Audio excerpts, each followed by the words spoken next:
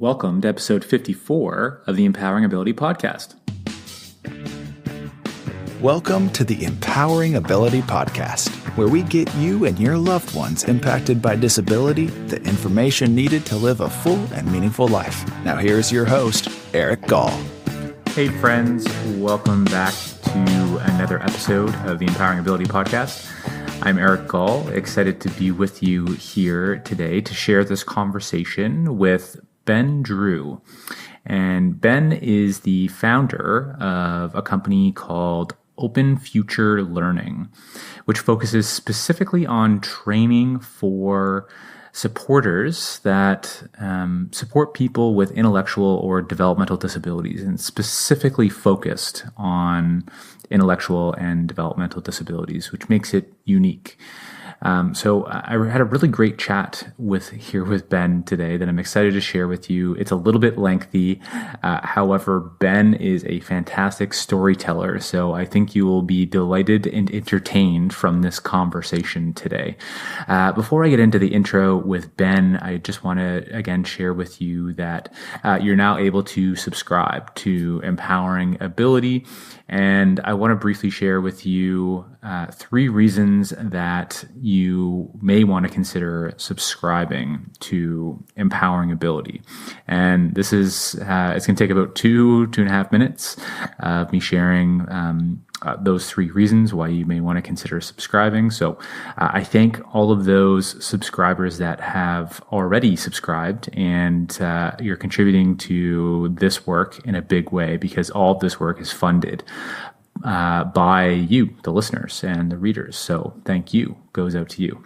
So here's 3 reasons you may want to consider subscribing to Empowering Ability. So the first reason is that, you've been listening and consuming this content, and there's valuable insights that you've gained through the content. So it might have changed your understanding, your mindsets, your behavior, and ultimately the trajectory of your life or others, the lives of others.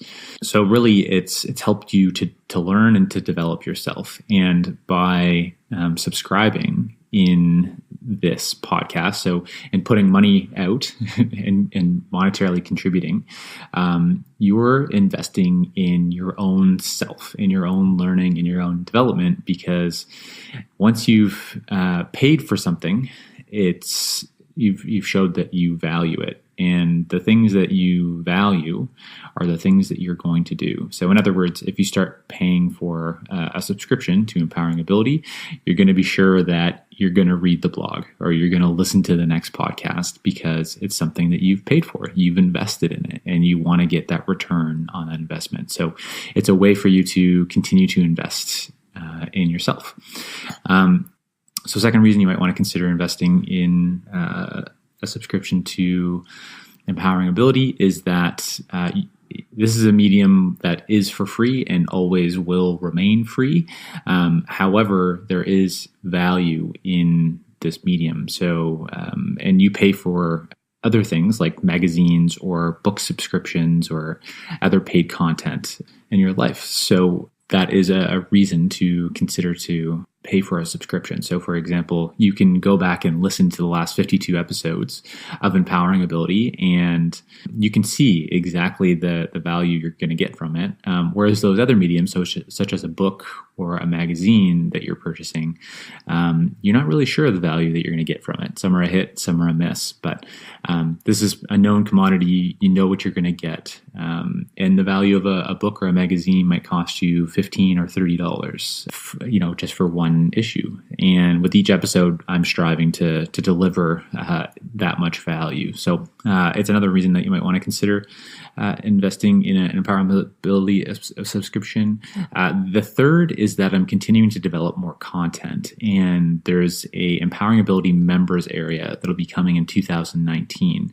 So any subscribers prior to the launch of that members area are going to get access to that members area for whatever contribution amount you've self-selected, whatever that amount feels right for you. So that members area, again, it's going to include things like e-courses, templates and worksheets, and I'm going to just start to dabble into video a little bit as well. So there'll be lots of great content there for subscribers in the members area. Whatever amount you decide to self-select to contribute will be honored for that members area, even if the members area subscription comes at a higher value.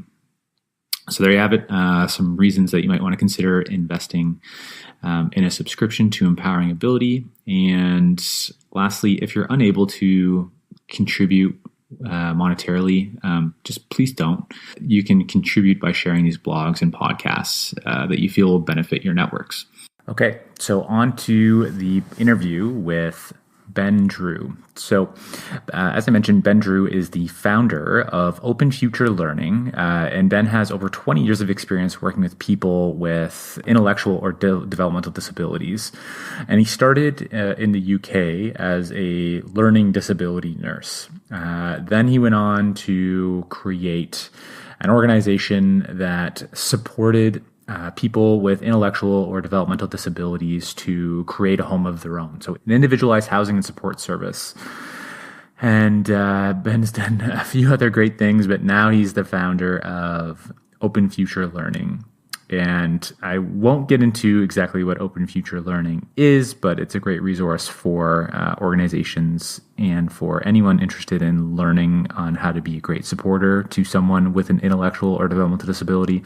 And I'll let Ben tell us more about Open Future Learning in this conversation. So if you are a reader of the blog is broken down into part 1 and part 2, and they will be sent out about a week apart. So if you are wondering where the rest of this conversation is in the blog, they are in 2 separate blogs. So without any further ado, here is Ben Drew. Hey, Ben, welcome to the Empowering Ability podcast. Hey, Eric, how are you? I'm excellent, thank you. How are you? Yeah, good, thanks. Good. I'm grateful that you're taking the time to chat with me today, and excited to talk to you about Open Future Learning and all the awesome work that you're doing, and to kind of dive into some aspects of that. So I think, Ben, what might be helpful for the listeners is maybe if you could just share a little bit about what Open Future Learning is and what you do. Sure. Okay. Well, Open Future Learning is we're an online learning resource. One of the things that really makes us unique is we're 100% dedicated to the field of developmental disabilities. And I think that's really important in our field. I think very often we sometimes get kind of wrapped in generically to other pieces of the health and social care spectrum. And, I've worked in this field now for just over 20 years, and something that really, I guess, appealed to me about establishing Open Future Learning was to do that, to establish something that was really just absolutely dedicated to our field without compromising, and without needing to be generic in any way whatsoever. So we dive into the world of developmental disabilities, and we provide a resource that's primarily for frontline direct support staff. But we like to say that anybody who touches the lives or the life of somebody with a developmental disability could benefit from using the resource. We have a couple of different pieces to it. We kind of, when we started about 6 years ago, we started off with what we call staff learning modules. And a staff learning module is essentially like a multimedia book. It has a bunch of different pieces to it. So we have written content with audio, lots of short films. That's what we're kind of really well known for, and we rely on really heavily. And then we have interactive graphics, interactive notes, so questions that come up as you go through the module that we try to get people to think about what they're learning and apply that to the lives or the life of the person that they're supporting. And then there's other interactive elements, and then an assessment at the end. And that's our sort of bread and butter, as it were, is the staff learning modules. And that's what we launched with, as I said, 6 years ago. And then one of the things that after launching, sort of some of our early members came to us and said, we really love the modules, they're great, but we love even more the short films that you make, and we want to be able to use those more flexibly. So we developed something that we call our videos on demand library. And it's essentially a library it has just over 700 short films. And when we developed that, it started getting us to think about, well, how can we make online learning something more than just one person sat in front of a computer learning on their own, which is the kind of traditionally how you'd probably think about online learning. So the videos, it really just kind of occurred to us that this is a great tool for groups of staff to use. So, we've really encouraged and supported that, and now a lot of our members will use it for group training days, team meetings, conferences, staff supervision, whatever it might be.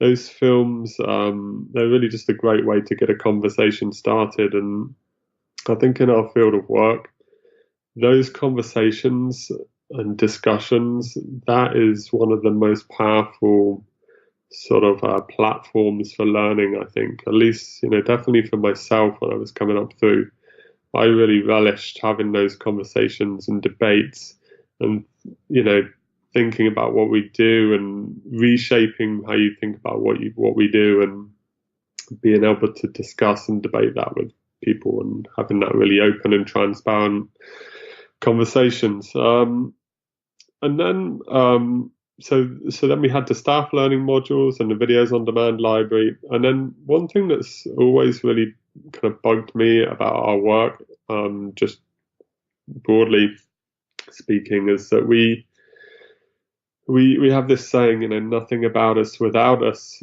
I think from self-advocates or advocates in our field. And, it's a nice saying, but we really don't live up to it. We do lots of things without the people we support. And I knew full well that training is one of those things that we historically have done without people. There are exceptions, but for the most part, it's something that, people don't have any place or part in that. And, it started getting us thinking about, well, how can we change that as a training resource? So we developed something that we call side-by-side learning. And it's not for everybody with a developmental disability, but I think for a lot of people that we support, they can and should be part of the learning that takes place within an organization. So these side-by-side modules are designed so that the person who receives the support, person who provides the support, can learn together. These modules are a lot shorter. They take less than half an hour to complete. They have the same platform, so you've still got the audio, the short films, the interactive elements, but really designed around thinking about people with developmental disabilities. We've got some really tremendous feedback from those, from people who receive support, from the people who provide support, and from our members generally. And I think one of the kind of really interesting bits of feedback that we got more than anything was that these modules were helping to develop the relationship between those two people. And since then, we've really tried to build on that. So we really try to bounce back and forth between the two people. So what is it about the person that you support that you most like, or you've learned here, or what is it about the person who supports you what could they do to help you in this way? And, when you think about training and you think about the people we support, there aren't many subjects that the people we support shouldn't be part of. And in fact, it's really critical to their well-being. but they are part of some of these subjects. I mean, you think about something like abuse prevention. Well, that's something that all staff, I think, regardless of where you are in the world, they have to be trained in that. Well, the people we support, they're the front line of abuse prevention. So wouldn't it be a good starting place to train those people in abuse prevention, how to stop abuse from happening? And if it does, first of all, knowing what abuse is starting. If it happens, what do you do? And, how can you, and then before that, obviously, how can you prevent abuse from happening in the first place? So that's just one example, but there's plenty more. You think about supported employment. If somebody you're supporting wants to get a job, I mean, it's kind of a top-down approach as it stands right now within services. The staff are going to go off and get training to learn how to help somebody to go and get a job, and then they're going to come back to that person and tell them, this is how we go about doing this. It just makes sense that rather than sending that staff person away on a training for a day, they can use the time that they're spending with that person to learn together with them, not separately. And then you're on a journey together. Well, what do we need to know? What is employment? What are the opportunities out there for you? And that's an individualized approach that's, respectful and dignified and shares the power between the person who receives and provides the support. So that's the kind of the three elements to the site as it stands. And then we're kind of at an interesting point right now. I don't really like talking very much about what I'm going to do. I'd rather talk about what I've done, but we're really close to, we're going to be within a few weeks, we're going to be launching a new site. And then part of that is it's going to be more compatible for mobile devices and things like that, which is great. But we're also launching another couple of really key things. So we're going to launch what we call mini modules, which will be modules that take less than half an hour to complete. So they're really sort of bite size, and that's we're doing that based on feedback from our members, people who use the site every day. And then the other thing we're going to do, and this will appeal to you, Eric, is we're launching something called audio modules. So effectively, like a podcast like this, what people are listening to now, audio modules will be, they effectively just listen to the module. A little bit different to a podcast because at various points as they go through the audio module, they will interact with it and respond to questions and such like. But I think that's why I really respect you for what you've done here, because I think the podcasts themselves and learning through audio is a really valuable tool. So we're kind of jumping on that, and that's something we're really excited about, and that's coming up really soon. So yeah. So thank you for giving that overview, Ben. I think it's helpful. I think so. I mean, there's many things about open future learning that really stand out for me. I mean, you've talked already about kind of the innovative approaches that you take, and I love how you've done the thinking around kind of the side by side learning. I think that's brilliant. The other thing that I'm not sure if you mentioned it, but a lot of that content that I've seen, and I haven't taken any of your courses, so just disclosure on that, but the content that I see on your website is generated by well-known forward-thinking practitioners in the disability area or intellectual or developmental disability field across the globe. So I just thought that was important to add. Yeah, definitely. I mean, and that's a key piece of what we do. And I guess the background to that is, I think, coming up in this field, starting as a support worker for a few years, that was early in my career as a frontline support worker.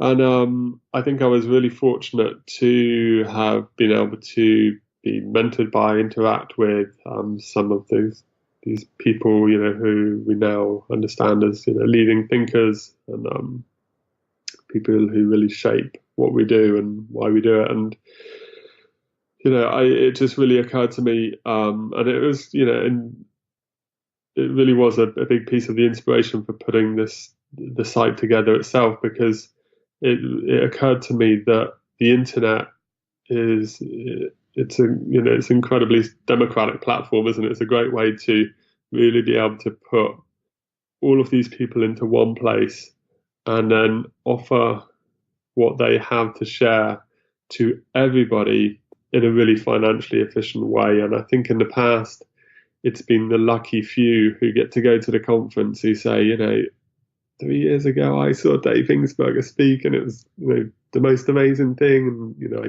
hear things like that all the time, and I think, well, that's great, but what about everybody else, Right. And this was never going to happen. And we would do this, I've done this in the past, where you would organise a staff training day, and you get this person to come down, and you're really excited about it, and you work really hard to get all of the key staff there. And then the next day, somebody new starts, and you think, well, I wish you were here yesterday, And, Yeah. That's what the internet can do for us. And now, around the time when we were launching the site, video was really coming up in prominence, and so we rely really heavily on video. And it's just a great tool to be able to share those people with everybody. And there's really no limits on people who within an organization, they touch everybody now. And that's the nice thing, I think, with the people we're collaborating with. For them, they're getting their message out to so many more people now. And that's the really important piece. Right. And I want to put a bit of a bookmark there, because I want to come back to this thread of the conversation about kind of the inspiration to start Open Future Learning and a bit more of your story, Ben. But before that, the online platform, there's, you're serving typically organizations and their staff who are providing support. What about so for this podcast, there's many listeners who are family members, or they might be a supporter that, is an independent, for example. Is there ways for them to access this content and this learning? Yeah, absolutely. So we offer a single user membership.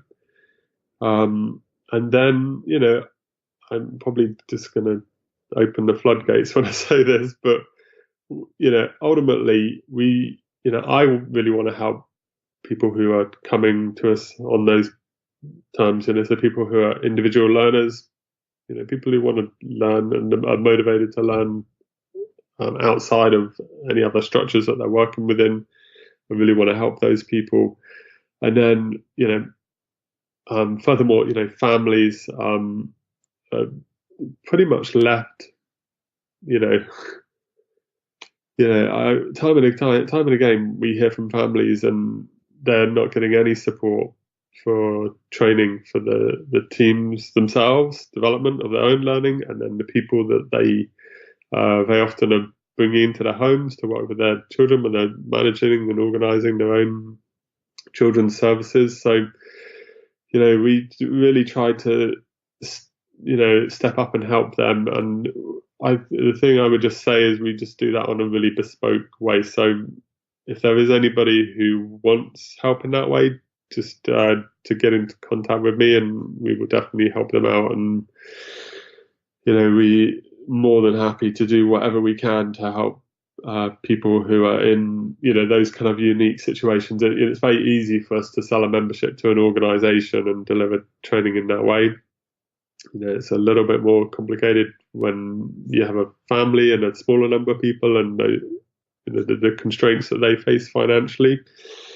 But we do everything we can to help people who have come from those circumstances. So definitely, I would just say, personally, obviously Eric you'll put my details in here, but I would just say to reach out to me personally, and we're more than happy to help. And we have helped lots of families and individual learners in that way already. So that's a nice thing to be able to do that. Awesome. It's important. Yeah, fantastic. And I'll circle back on this again at the end of the podcast, Ben. But how is it best for people to get in touch with you to have that conversation? Is it through the website or? Yeah, so you can just email us, either myself, Ben, at openfuturelearning.org, or hello@openfuturelearning.org. Just get in contact with us directly through email, or you can go to our website and fill out a contact form if you want to arrange a time for a phone call. But really, however, there's multiple ways to reach out to us, but email probably works best. Okay, awesome. So let's go back to that bookmark. You mentioned one of the inspirations around starting Open Future Learning was from the mentors that you had access to, and maybe others didn't. But I know you were practicing in this in the intellectual developmental disability field, much before the creation of Open Future Learning. So can you maybe share a bit about kind of that story or your story in terms of how this thing came to life? Yeah, sure. I guess it really started when I was probably about 11 or 12. Actually, maybe even before then. Might have even been 9 or 10 years old. And I grew up in the UK, obviously, and I grew up in this town in Devon, quite a rural part of the UK. Very small town, and then on the outskirts of the town was this small community for people with, in the UK we say learning disabilities, but essentially developmental disabilities.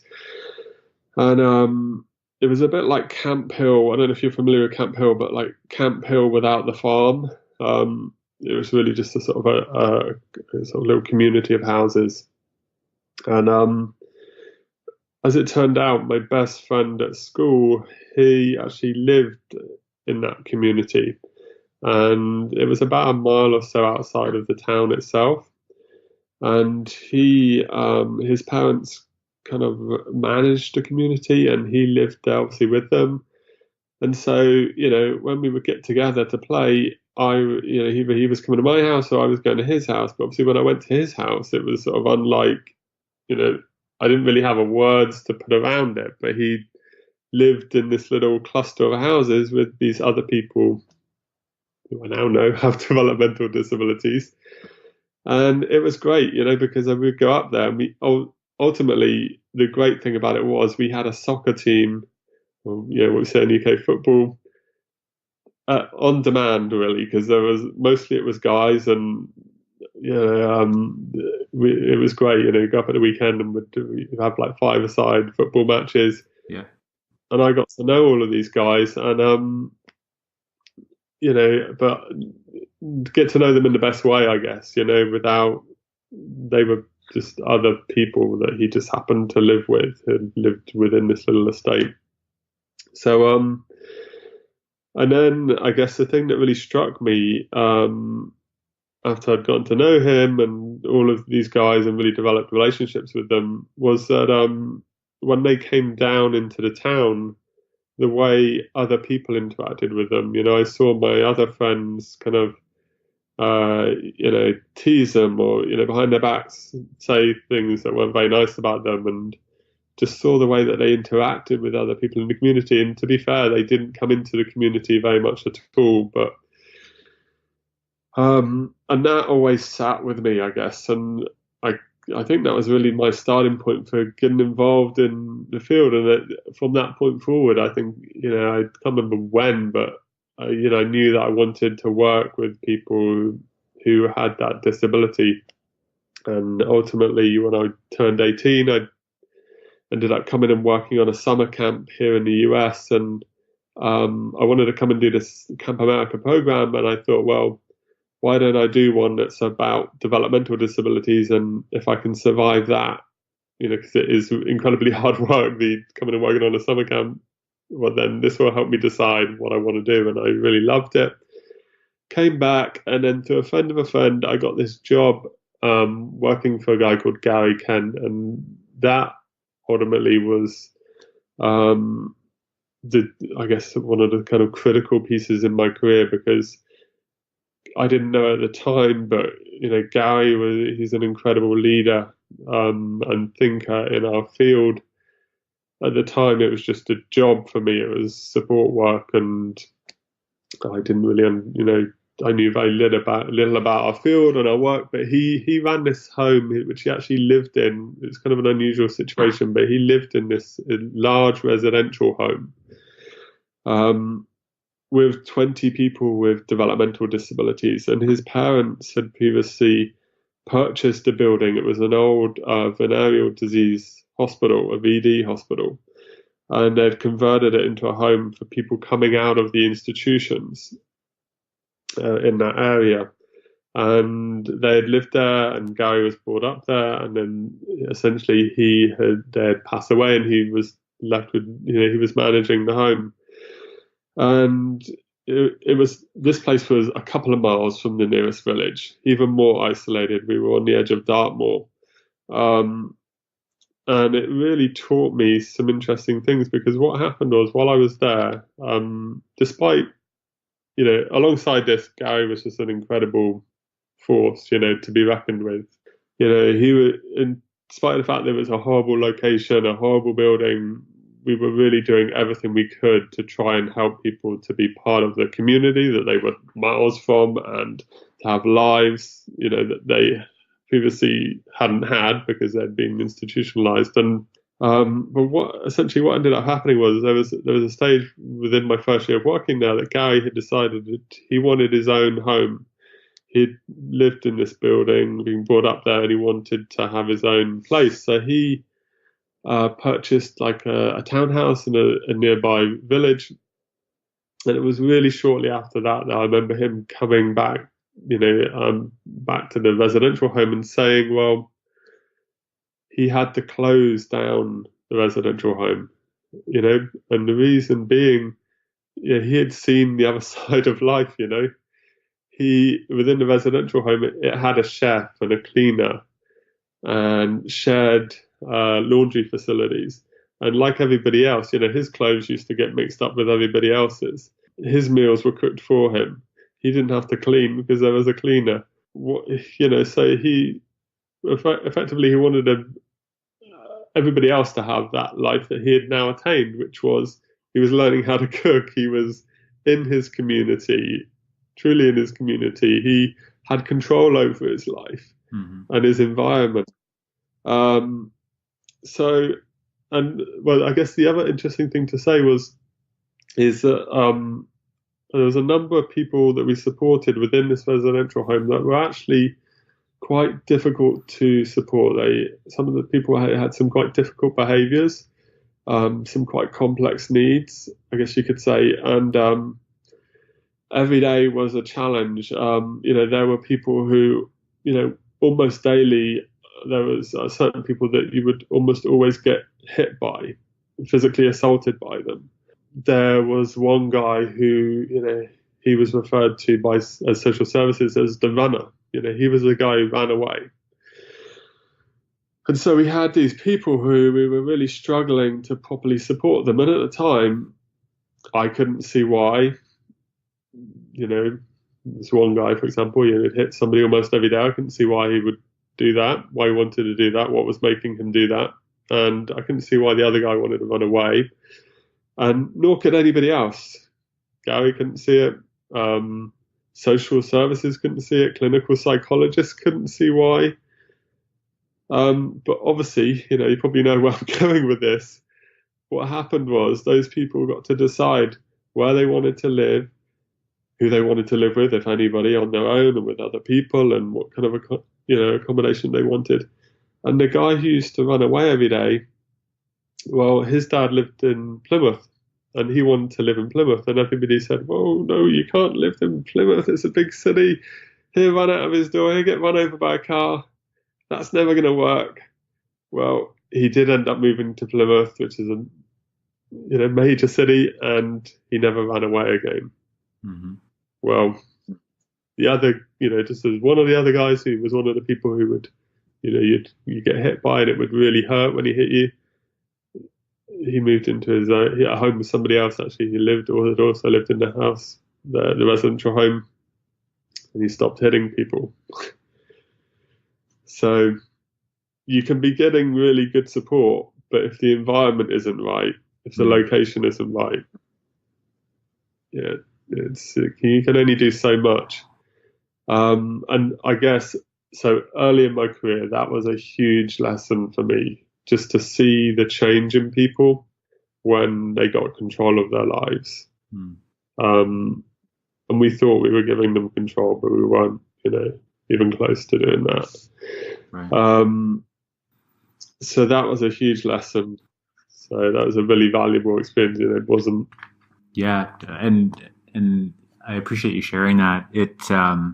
That choice and control piece over our lives really hits home with me, because when I think about my own family, right? So my sister Sarah has a developmental disability, and so she lived with my parents up until the age of 34, and pretty much from 20 or so on, she wanted to make her own decisions. She wanted to have her own life, and she would go through these cycles where people would label it as behavior, whether it was my parents or a supporter or whatnot. And it was just simply the fact that she wanted to make her own decisions, or people weren't listening to what she wanted. And I mean, it makes so much sense. And a lot of that being just the environment that she was in. So it doesn't have to be a residential home like from your experience. I think well, I know it can happen within our own family homes as well. And I've seen the massive change in my sister now that, about 4 months ago, my sister moved out of my parents' home and moved in with me. So I've kind of had I'm a first eyewitness to witnessing the change in environment.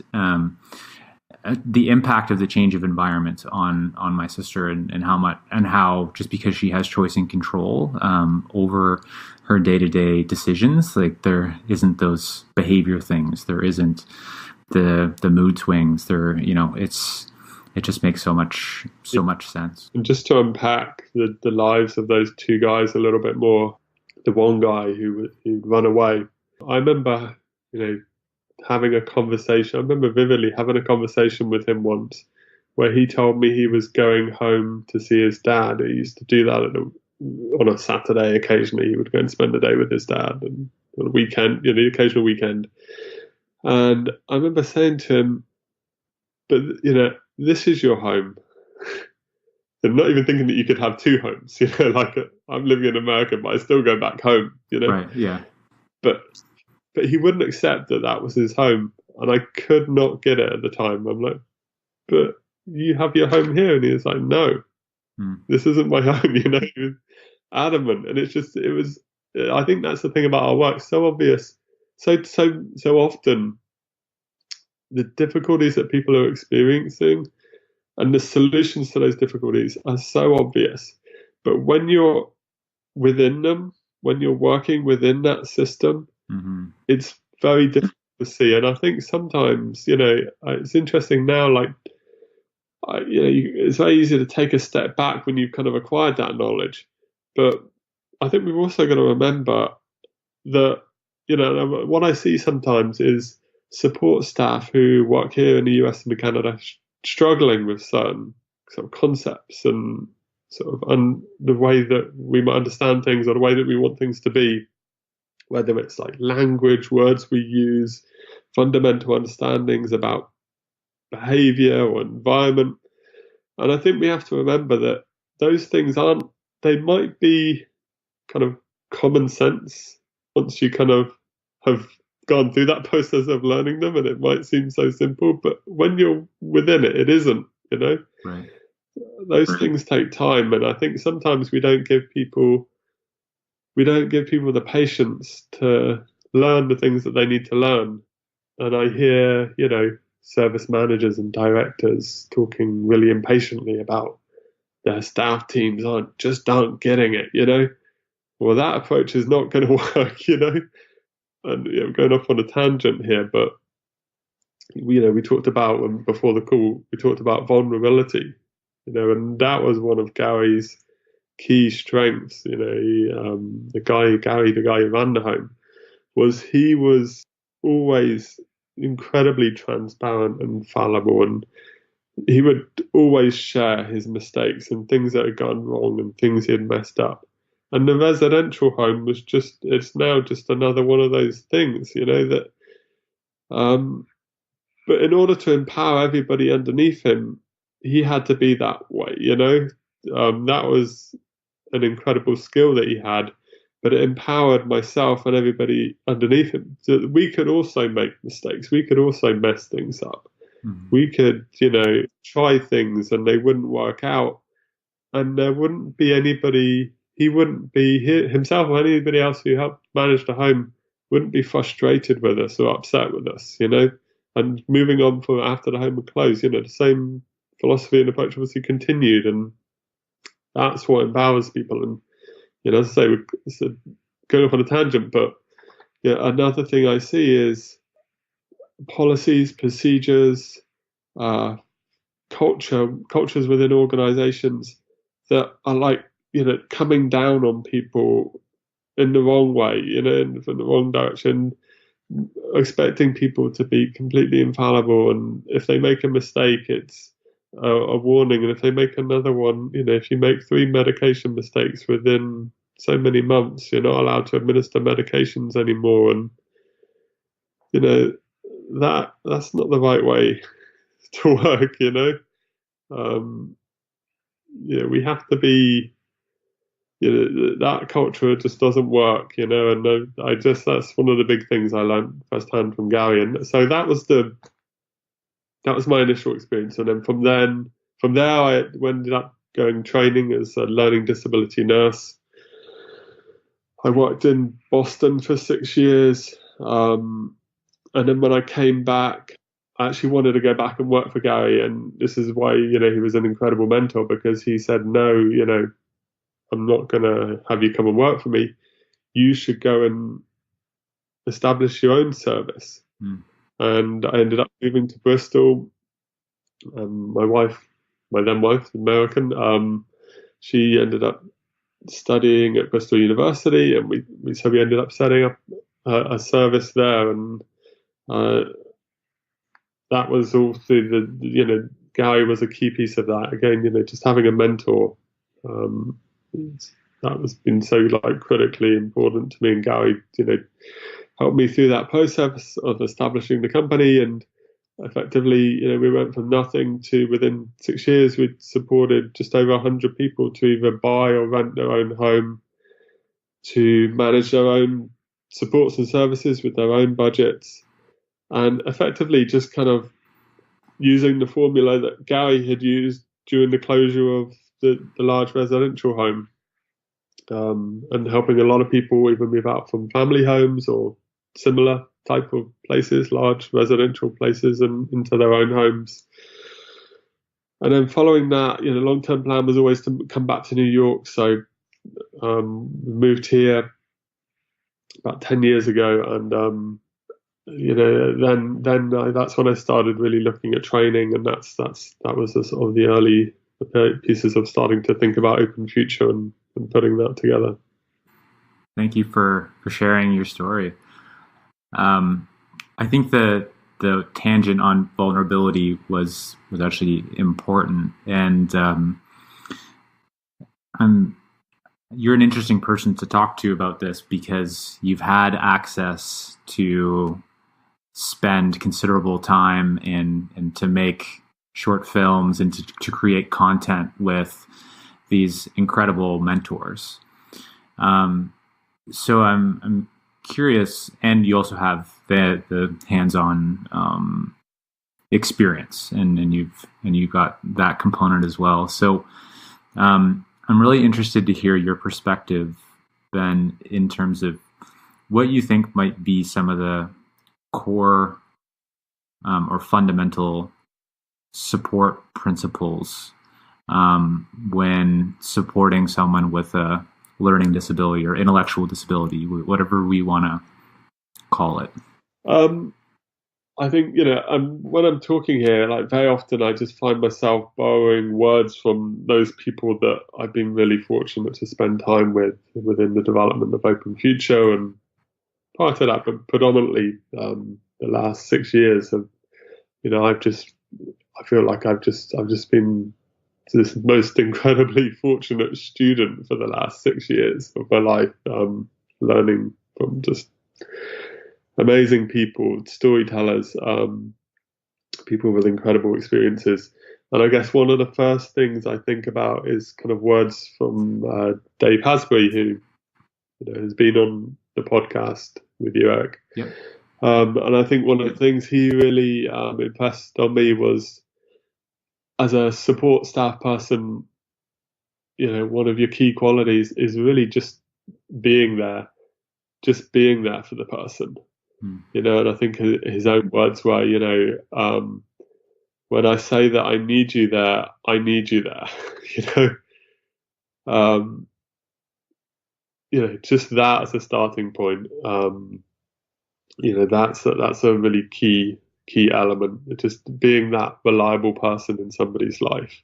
And that, as you know, within our own service industry, that is, it's not always commonplace.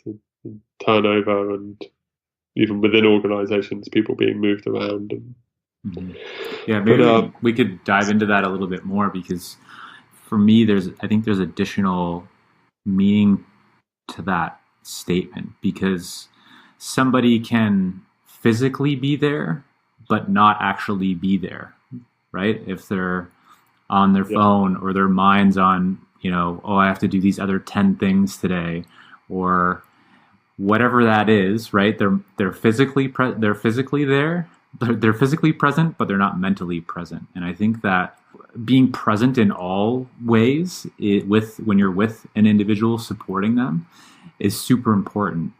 If you're not, there's so many things that you will miss that will be at kind of your detriment as the supporter, but also you're not truly there in service of that person at that point. And I'm using words from another person that we've collaborated with here, Kate Fulton, and she says, when think about your own life, when you're interacting with somebody who isn't present, you know it. You don't have to even be in their presence. You can be on the telephone, and if they aren't engaged with you, you really know it. And then just think about how that would feel if you were supported by somebody, or even if you knew, later on this afternoon, Eric, that, in an hour's time, somebody's going to be coming to support you, but they're not going to be present. That they're going to be on their phone, or, distracted by other things. I mean, it's, that is really like a dreadful thought, to have to know that that's coming. But then imagine the flip side of that in an hour, your support worker is coming, and it's somebody who you are just engaged with, and really gets you, and pays attention and responds to you, to you as a, just a human being, to your behavior, to your mood, to not just to what you say. Well, then that's a completely different thought, and that's what the people that we work with deal with, is that thought, about who's coming in next and who's going to be with me. Right. And, when people aren't present, and, another piece of that kind of mindfulness, kind of orientated type of thinking is, which I think is really interesting, just a little bit of a tangent here, but just, and this is some other words from Kate, is that, the way that you think about your work affects the way that you speak about your work, affects the way that you do your job, and the way that you do your work. And, a really powerful example of that she gave to me was, you imagine you get a new car, you get a Honda CRV. Well, then suddenly Honda CRVs are everywhere. Every junction, it's like another Honda CRV. Yeah. You see them everywhere. Well, it's the same with our work. When we pay attention to what we're doing, and we're present, and we see capacity, and we see skills, and we see gifts, well, then they're everywhere. Mm. But if ourselves or the systems that we're operating under, and if those are geared or orientated towards other things, well, then that's what we will see. Right.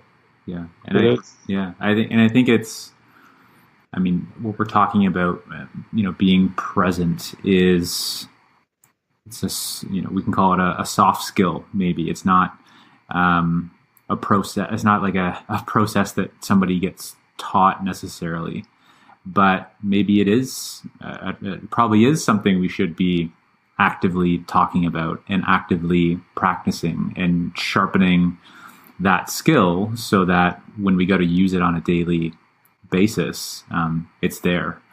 And I think that's something that's missing. Yeah. And then wrapped into that, I think we touched on it, listening, and not just listening to the words that people say, listening with your whole body. That's something you hear a lot. It's not an uncommon sort of understanding. And then I guess another kind of key learning point for me, and I think this is something, again, dates back to when I was first working in this field, and Gary was my manager, and something he really impressed on me was this idea of doing with people, not for them. Working with people, not on them. And and this was something that I remember Gary being a real stickler for the details on this. But I remember helping a guy shave, and he couldn't actually shave. He liked to grow a beard for a few days, and then he'd want to shave it off. And he kind of struggled. He couldn't do the whole thing on his own. And I remember helping him once, and there were certain bits that he just needed, that I knew that he would need help with, and helping him with and I remember helping him with those bits after he had already done the bits that he could do. And I remember Gary coming in and being like, no, that's not the way you do it. You, first of all, you do the bits that he needs help with, and then he does the bits that he can do, because then you're finishing the task with the sense of, I did that. But in everything we do, I mean, taking that step back and just thinking, is this this is another meme from our social media pages, but is this an activity that I need to be doing on my own, or is this something I could be doing with somebody? And that's where the real, we don't, I think very often in our field of work, we're kind of focused on like activities in terms of like, what's the schedule, what's the day plan, where people are going to be going, how are we going to be enriching people's lives, they don't have any money, so it's really difficult to think about what we're going to do this weekend and how we're going to really help people. And but the reality is, working with people, following that model of active support, of doing with people, the opportunities are ever present. From the moment that somebody is waking up in the morning, or even before then, setting the alarm, but every single element of somebody's day, they can be fully participating in that, regardless of their ability. And I think that's a really key kind of sort of a metric of good support, is how we really involve and incorporate people that we support. And there is no such thing as, it's, so often it's sort of easy to go, well, it's just kind of easier and quicker to do this without people, do this on my own and just get it done into. But that's not why you're there, that's not the point. This isn't a race, and I guess actually a little story on this, something that really struck me recently was just a couple of years ago. So my dad had cancer, and he ended up losing his eyesight through the cancer. And so, I'm living in America, he's in England, and I'm going back and forth and trying to spend time with him. And then it got to the stage where he had completely lost his eyesight, and the support worker in me came out, the kind of, but not the support worker that would normally, not the support worker that had supported people with developmental disabilities, the support worker who just wanted that satisfaction of doing something for somebody. And I think that's what people in our field of work really want. And it's interesting, this experience with my dad, I really engaged with that, and I was able to understand where people are coming from, because I went back home to help him, and all I wanted to do was to help him, and that meant doing things for him, because I wanted to be a help. And the last thing he wanted was anybody doing anything for him, and that included, I slept alongside him at night, and he would not want to wake you to let you know that he needed to go to the bathroom.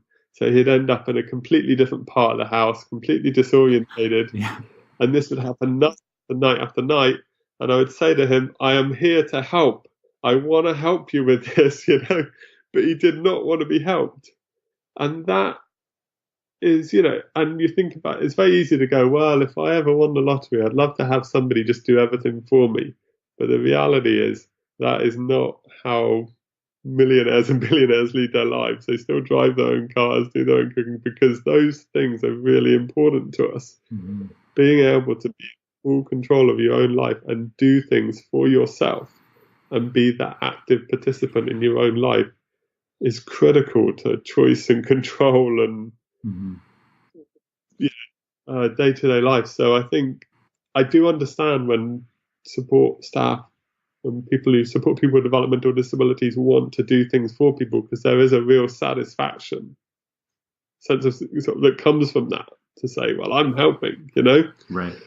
But there's another kind of help that we can give that is actually doing things with somebody, or alternatively to that, helping them to do as much as they can. So being, active support, we kind of term it as, essentially doing as little as you need to do to help that person with that task or that activity. That, and so that experience with my dad really sort of underlined the importance of that to me. But it also helped me realize, like I say, how easy it is to want to do things for people because of the satisfaction that you get from that. Right. And one of the things that I've really noticed over the last 6 months is this really, I think, I see it as a perpetual problem of learned helplessness that individuals with a developmental disability have. And I think I've been trying to formulate my thoughts around this, and this is part of it, me formulating my thoughts as I talk about it. But I see, kind of like you're describing, the support that you wanted to give your dad just because you wanted to be helpful. I see that happening within families where they have a son or a daughter with a developmental disability. They just want to be helpful. And by being helpful, you're teaching that individual with the developmental disability that they will be, somebody will always be there to help them.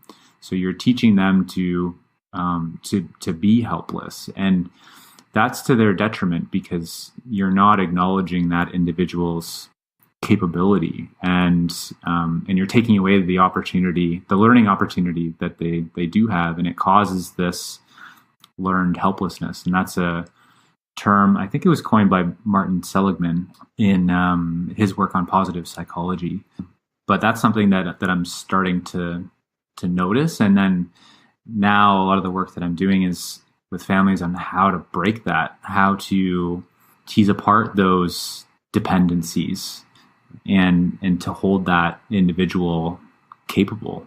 So, and I think that all ties in with what we're talking about here, and doing it with the individual, not for them. I used to say to support staff, your job is to do yourself out of a job. My job is to make sure you always have a job.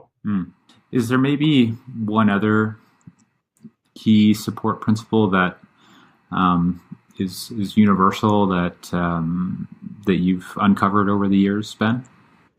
Yep. So we've talked a little bit about support and the importance of doing with people and not for people. And something that really resonates with me around that is, early on in my career, I remember this really being kind of impressed on me that I was there to support people, and anybody could do anything with support. A person with the most complex needs can move into their own home with the right support. And we were there to enable people and to do with and not for. And I guess my thinking on this changed a little bit when my wife had when we had our first child. I remember she was 3 or 4 months old. It was early spring. We'd got her into bed asleep. We'd come into bed ourselves, getting ready to go to bed ourselves. And, I'm lying there trying to get to sleep. My wife's already fast asleep. And I think to myself, it's kind of warm. It's kind of a muggy, warm night. And I hang a leg out of the bed to cool myself down a little bit. And then I think about my daughter and I think, well, if I'm hot, she must be even hotter because she's wrapped up in one of these swaddling blankets with Velcro straps, possibly designed by somebody who used to work at Guantanamo Bay. And there's no way you can get out of it. And I thought she's going to be really uncomfortable in that. So I turn to my wife. I say, I'm worried Olivia's going to be hot. I think I need to do something about it. Maybe I need to turn the air conditioning down. But, she's in there. It's a warm night. And my wife just rolls over and says something like, oh, oh. So I figure, well, can I do the air conditioning? Should I turn the air conditioning on? But then I thought that's probably a bit too much, a bit overkill. I thought I could try and take her out of this blanket contraption, but then she's going to wake up, and then who knows when she's going to get back to sleep, and I'm going to be the one dealing with it. So I thought, I know what I'll do. I'll open the door. So I got out of bed. I creeped over the floorboards. But by this point of parenthood, I'm a master of the floorboards. I can traverse them without making a single sound, unlike my wife. And I get into the bedroom and I decide I'm going to open the window. And I don't want to open it, a foot. I want to open it somewhere between 2 and 3 inches. It's a very exact measurement of how far I wanted this window open, but it had to be just right. You didn't want to get in colder later in the night. Creep back over the floorboards, into bed, success. She's not awake. And then I'm lying there in bed, and our bedroom's about 3 foot from hers. And of course, we're first-time parents, so we've got the baby monitor on full power, full volume, and you can hear every little noise, every breath. And from that bedroom, I could hear this noise. I could hear creak, tap, tap, tap, creak, tap, tap, tap, creak, tap, tap, tap. And I'm lying there thinking, well, what is that now? And then I remembered that a couple of days earlier, I'd been to the Home Depot. I'd brought a ladder. I'd put it alongside our house. And somebody could be walking down our suburban road, see that open window, come up our driveway, grab that ladder, put it up against Olivia's window, and they could take her. So I've got to do something about this. So I get out of bed, creep back over the floorboards, still no sounds made, but back over the floorboards into the room. And what I realise is that the noise is the blinds hitting against the window from the wind. But at this point, the window has to be closed. She's just going to have to be hot. So I close the window, creep back over the floorboards into bed. As I'm getting back into bed, my wife turns over and she's now wide awake, which never happens. And she's like, what are you doing? I'm like, well, the thing is, I'd opened the window, but then I remembered that the ladder was outside and there was a funny noise coming from over the monitor. So I went back in and it's a blind hitting the window. And so, and then, she's like, Ben, you're losing your mind. And just promptly went back to sleep. And then I lay there and I thought, am I really losing my mind? And then the overwhelming thought that just struck me was that I just cared. Okay. And it's this word that I think we drive people away from. in our work to be caring, but ultimately, good support is about caring for people. Really caring is a good thing, and we don't hear that word that often.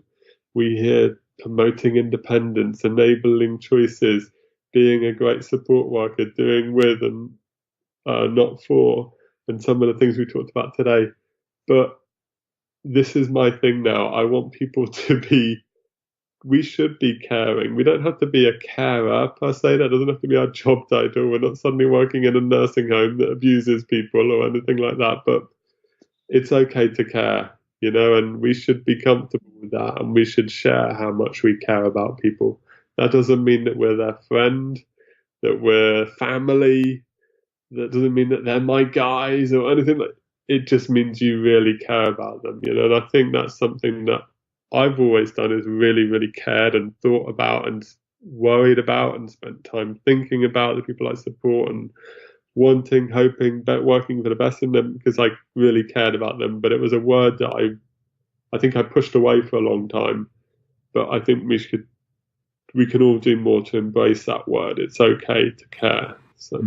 Yeah, I love that. And I think I've done a little bit of thinking around that as well, Ben. I think what has helped me, or what I've landed on, is to be compassionate. So to be compassionate is to be kind, to be caring, but to still hold that, I guess, rational or logical stance, and not necessarily need to, it's not necessarily going to the point of being empathetic where you're taking on somebody else's feelings and you're taking their stuff on, but we can still be very kind and caring, but still be kind of our own person, and be there for an individual from a logical place, but or a rational place, but also still from a kind and caring place. Yeah. Really. So Ben, you mentioned a little bit earlier one of the memes that you had put together. So that's one of the things that I really enjoy is kind of the memes that you put out, and I see them often on LinkedIn. And I think the one that I enjoyed the most, was a picture of a man who has Down syndrome, and he's giving the middle finger, and he says, and there's a caption. The caption of the meme is, "Next time you use the R word, think of me." And that one put a smile on my face. It really, I thought that was well done. And I think, I guess where I'm going with this is, I see the work that you're doing, and even, with making statements like that, it's kind of nudges on the general public and society to be more inclusive. And I'm just curious in terms of what thoughts you might have, or even stories you might have around how we can continue to push society, or push even groups of people or communities towards being more accepting, more inclusive. Yeah. Well, just by the fact that we're having this conversation tells us there's a lot of work to do. Yeah. And I guess the thing that I think about when I think about what we, I guess, as a sort of field or sector, we don't really have a good word for it, but I don't really like field or sector or industry, but here we are, as a collection of people who are concerned about people with developmental disabilities. Yeah. I think very often we're kind of calling out to society, well, we want society to be more accepting and more inclusive. We want, facilities and the way information is presented to be more accessible. And, we want employers to be employing more people with developmental disabilities. And I struggle with that a little bit because I think, well, it's very easy for us to sit here and say, well, this is what we want everybody else to be doing. But I really know intimately and across the board what we are doing, and we're not doing that great of a job, you know.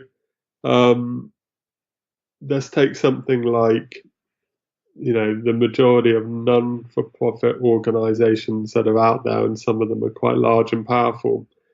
How many of those have people with developmental disabilities on the board of their organizations? Well, the people with developmental disabilities, they are the experts by experience. No one can take that away from them. No one can share those skills that they have. Are they really being consulted?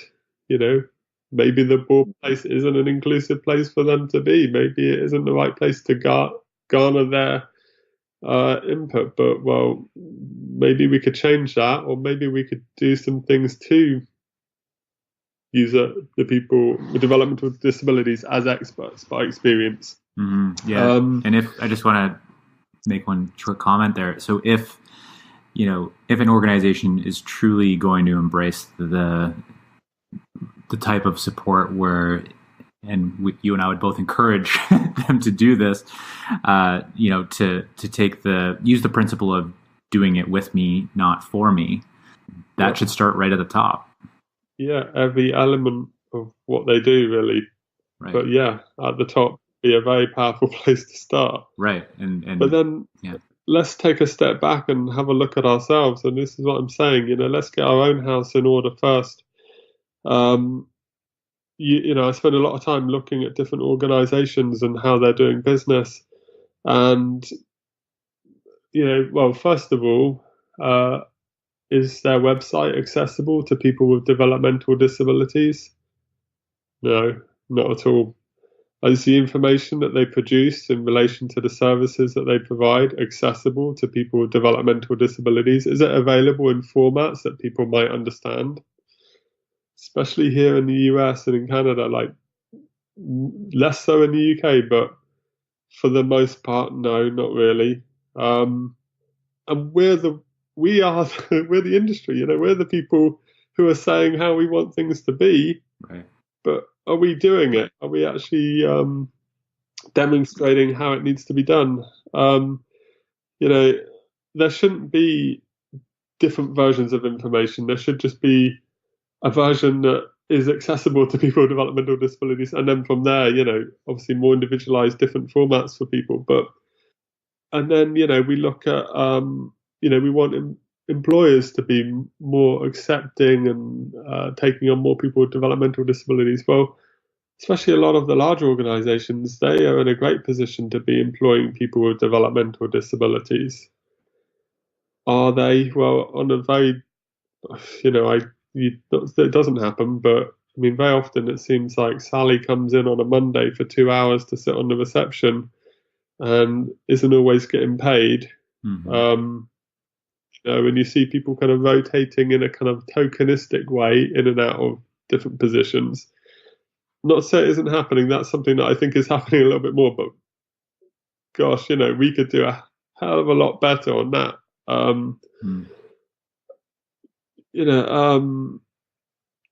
So you look across the sector of what we're doing, and then what people are asking for. What I guess what kind of my mission is like, we are all one. We are all equal. We are all people. And what people with developmental disabilities want isn't really, they want the same human rights as everybody else. And on a very sort of straightforward basis, they want to be able to do things like open their own mail, be referred to in a certain way, be talked about in a certain way, to be able to answer their own front door, to be able to decide who comes in and out of their homes. This isn't on the UN Declaration of Human Rights, because it would be too preposterous to put it on there. But this is what people want. And yet, by and large, we're not even doing these small little things for people. And then I'm going on a huge epic rant here, but then let's think about, well, who could be campaigning for this? Nobody else is. The people who should be campaigning for this are the people first groups. But from where I'm sitting, what I see is that they are educating people about what their rights are, primarily. And I don't see any really aggressive kind of in-your-face campaigning. And like you mentioned, the memes and stuff that were in the posts and the videos and things that Open Future makes, I don't even think that, it's interesting. I don't think they're controversial. I mean, somebody contacted me recently and said, our organization is thinking about using Open Future Learning, but is the materials that you actually have people go on and use, is it as controversial as your memes? Because if it is, I'm not sure if it's for us. And I'm thinking the memes are not at all controversial. They're speaking the truth. There's nothing controversial about people having the same rights as everybody else in society. Yeah. Being able to do the same things that everybody else does. I don't think there's anything that controversial about that. But so I think, where we're at is there's a lot we can be doing. Not to say we shouldn't be still asking for more from society and kind of demanding more, and there should always be better from everybody, but we can look at our own shop and get that in order a little bit more, I think. Yeah. I think, I agree with what you're saying, Ben. I mean, it's, I guess when I put my coaching hat on and I'm coaching someone, it's, thinking about what are you in control of? What can you influence? And what do you have no control of? And what you're saying is we have control of our own house, more or less, right? So let's act on the things that we have control of and set that positive example for the rest of the world. And then, we can work on the things that we can influence. And we're a much better influencer once we have our own house in order, right? So I think you're bang on. I guess side story for you about inclusion. Sure. I think this is just a nice little story that I wanted to share. So going completely another tangent now, but so a friend of my daughter's 8, friend of hers, this lad, he has autism, and his dad was telling me this story the other day about how he went to the local cinema because they were re-showing one of the old Beatles movies. And this, his son is a huge Beatles fan, okay? So, and he was going to go and see it anyway, but then even better, it was going to be a sensory screening. So he thought, perfect. So they go along and they sit down and the place is packed, and it's mostly appears to be packed with people who are the Beatles generation, these 60 and 70-year-old people who grew up with the Beatles and now they're revisiting it. And so before they started the screening, one of the people from the cinema came onto the stage with a microphone and said, "Hey, just want you all to know this is going to be a sensory friendly screening. So because of that, the lights are going to be a little bit brighter than normal. The volume of the screening is going to be a little bit lower than normal." And apparently somebody stood up and said, sorry to interrupt, but I don't think we need this to be a sensory friendly screening. Looking around here, the majority of us, we would probably benefit from the lights being lower, the volume being higher, okay? And the person from the cinema said, well, no, this is a sensory friendly screening. We have to stick to that.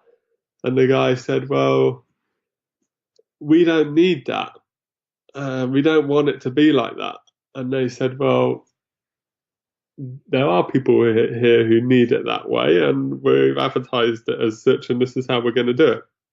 So the movie starts, and the first song of the movie, this guy, his son, my daughter's friend, he starts singing along to the Beatles song. And his dad said immediately, he gets a look from somebody directly in front of him, like a prolonged stare. Yeah. And then he gets a look from someone alongside, and he thought, what am I going to do? Do I tell him to stop singing? Do we leave? He thought, you know what? I'm just going to sing along with him. So he just starts singing as well.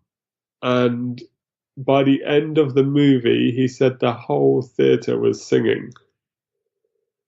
Well, it would be nice if it didn't need to be a kind of sensory friendly movie. If all movies were sensory friendly, it might be nice, Mm-hmm. But I just thought that was like a great story. And then every time they go out, they keep bumping into people who are going, were you the kid that was at the movie theatre last week? That was incredible. That was the best night out I've ever had.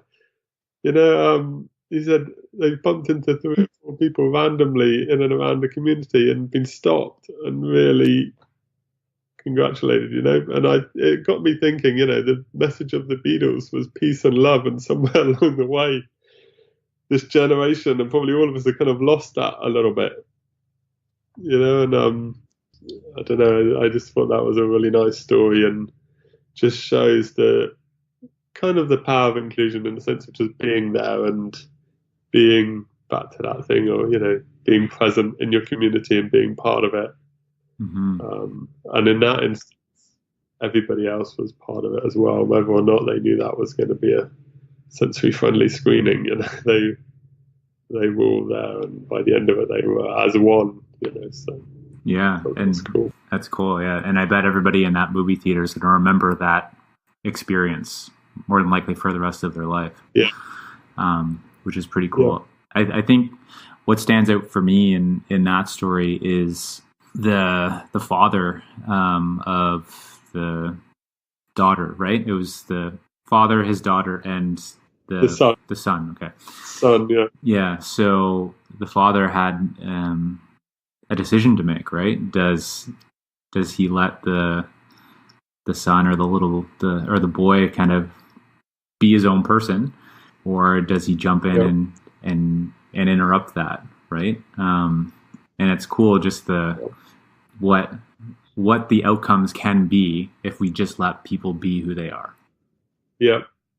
It's another Beatles song coming out. Yeah.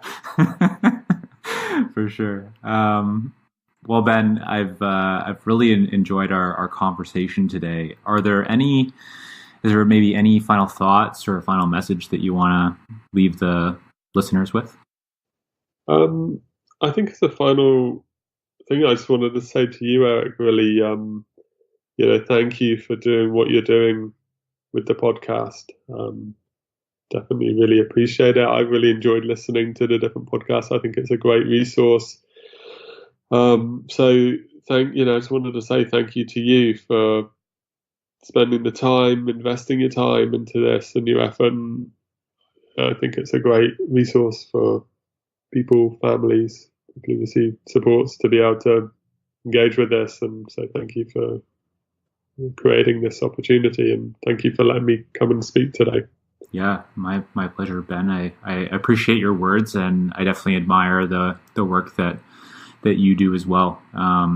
So thank you. And just again, for listeners, what's the best way for them to learn more about Open Future Learning or get in touch? So you can go to our website, openfuturelearning.org, or you can find us on social media as Open Future Learning on Facebook, Instagram, Twitter, or just directly if you want to reach out to us, you can go via our website, or you can email me directly. So Ben, BEN, at openfuturelearning.org, and look forward to making contact with people. Fantastic. Well, Ben, it was a pleasure to have you on the podcast today. So thank you. Thank you, Eric. Big thank you goes out to Ben Drew for joining me on the podcast today.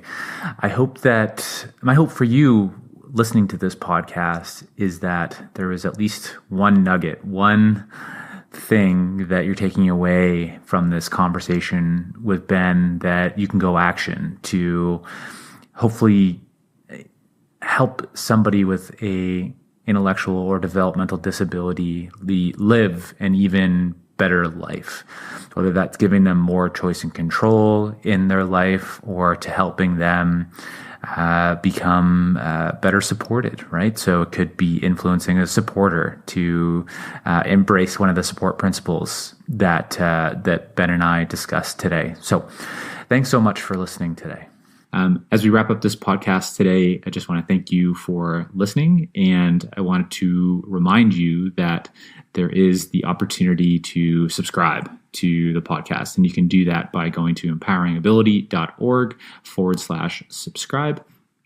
And you can self-select the amount that you would like to invest into the podcast and into yourself. And into all the benefits and perks that are coming next year in 2019. And thank you so much for listening to the podcast today. If you like this episode and you think you know someone that would benefit, please share it with them. Be a part of the change to think differently about disability. Thanks for listening to today's podcast. Visit us at empoweringability.org for more podcasts and resources to help you and your loved ones impacted by disability build a full and meaningful life.